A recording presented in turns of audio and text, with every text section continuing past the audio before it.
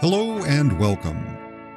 In the late 70s, Heavy Metal commissioned 3 graphic adaptations of 3 very different movies.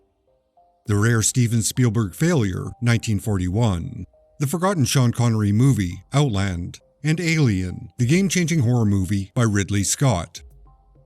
1941, adapted by Steve Bissette and Rick Veitch, is a fever dream of images.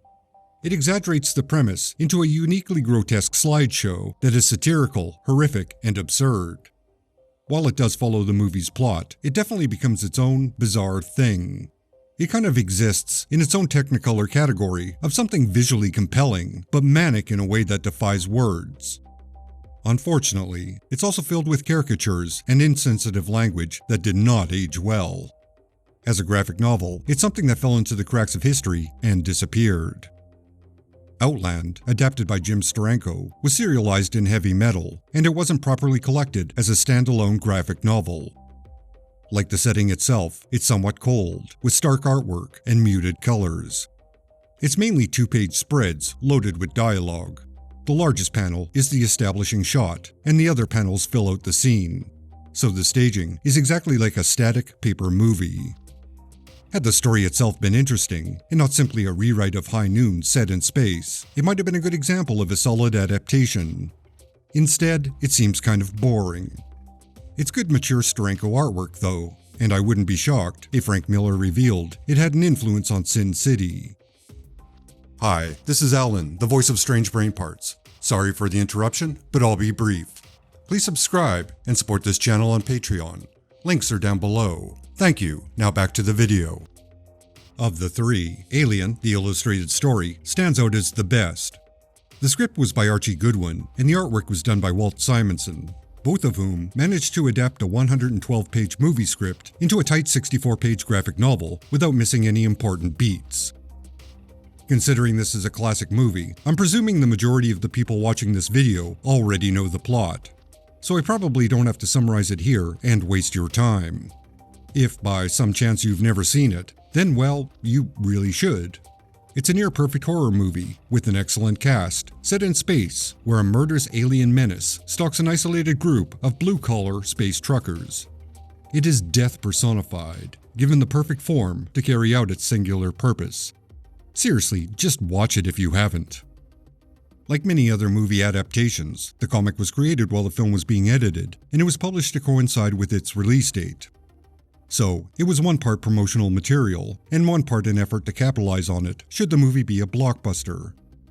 Star Wars being an example of a cash cow for Marvel when that film was released. That likely inspired the numerous comic book adaptations in the years that followed. Naturally, the comic script was based on 3 different, revised scripts for the movie. Not only is the dialogue faithful, with very few expository captions, but it also includes 2 brief scenes that were cut out of the motion picture. The 2 scenes that were cut involve Ripley and Lambert having a brief exchange about Ash, who doesn't seem interested in sex. And, while Ripley makes her way to the escape pod, she encounters the alien curled up in a box shape.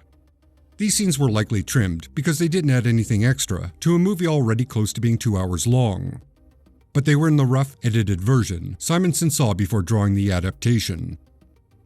Originally, the comic was going to be illustrated by Carmine Infantino, with Simonson providing the inks. However, after talking it through, it was decided that Simonson would do all the art, which in the end was the better choice. Infantino's art was too stylized, and it didn't contain the gritty edge needed for the material. Simonson's somewhat loose style was far more expressive, and it had a quality that worked well for the concept of truckers in space. This is also reflected in the coloring, which almost exclusively uses earth tones. This gives the interior of the Nostromo a dirty, lived-in feel. It's like a ship that hasn't seen a cleaning crew in at least a decade. Fun fact: the editor that assigned the project to Simonson was John Workman, the same John Workman who would go on to letter a number of Simonson's future projects, and he lettered this adaptation too. To do the illustrations, and to get a sense of the movie, Simonson had a number of production stills, and as previously mentioned, he saw a rough cut of the movie. He managed to capture the look of important details, such as the ship designs and the alien, with a degree of authenticity. Not to mention, Simonson had permission to use the actors' likenesses. so the end result looked a lot like the movie, but in a different format. The alien itself looks mostly like its movie counterpart, although it lacks the glossy black sheen and the prolific flow of saliva. Instead, it's a pale brown to fit organically within the color palette of the comic. If the Xenomorph was stark black, that would have been too much contrast with the other artwork. So as a minor change, it does work. In the end, the re-released version from Titan Books in 2012 is an excellent overall package. The colors are crisp and very faithful to the original artwork, which was remastered according to the credits. Presumably, that means it was scanned and had accurate color separations done, rather than being recolored by a computer. So it looks exactly as intended when it was originally produced. It's definitely worth a look as a great adaptation, and an example of equally great work from Goodwin, Simonson, and the rest of the creative team.